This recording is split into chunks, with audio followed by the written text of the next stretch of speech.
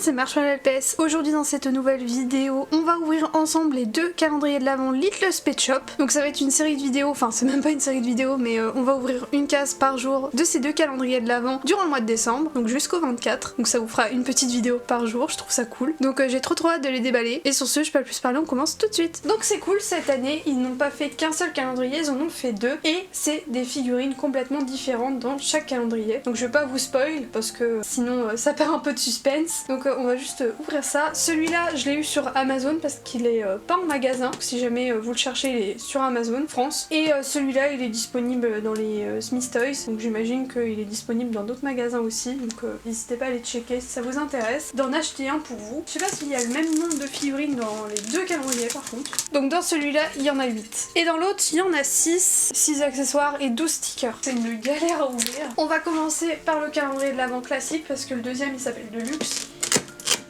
On a une carte. On essaie de pas déchirer la carte.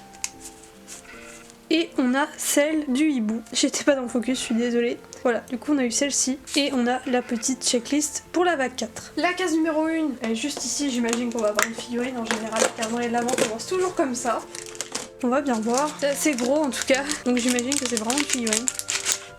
Un petit lapin. Ce petit lapin il ressemble à un des petfluenceurs de la vague 1 dans l'idée, c'est un peu la même vibe. Je vais aller vous le chercher comme ça on pourra les comparer. Bon il y a quand même une petite différence déjà rien que sur la couleur et les yeux. Ça y ressemble un petit peu hein. Les petites étoiles sur le dessus de l'œil, sur l'oreille. Même les couleurs hein, c'est très similaire, c'est du bleu et du rose. C'est à peu près la même chose. Je viens de remarquer que sur celui-là le corps est rose alors que la tête est violette. Du coup maintenant ça me perturbe. Là on voit bien, c'est trop bizarre. J'avais jamais vu. Bon.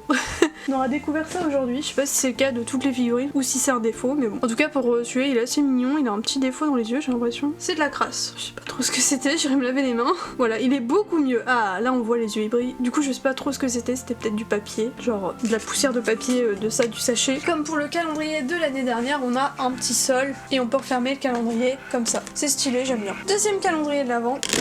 Toujours une petite carte. On a la carte de la biche, petite biche bleue. Je me suis pas trop spoil les figurines, je vous avoue. Et petite checklist. Et pour le sol de ce calendrier, c'est une patinoire. Je suis un peu moins convaincue, mais bon. Après, ça reste de la déco, donc c'est du bonus. On s'en fiche un petit peu. Première case, c'est au même endroit, donc je sais pas si la disposition des deux calendriers sont identiques. On verra bien. En tout cas, pour la case numéro 1, c'est le cas. On aura une figurine en premier, j'imagine. J'espère que ça sera un peu mieux mélangé que l'année dernière, qu'on se retrouve pas d'un seul coup avec 3 figurines à la suite et après 15 accessoires. C'est mieux quand c'est équitable.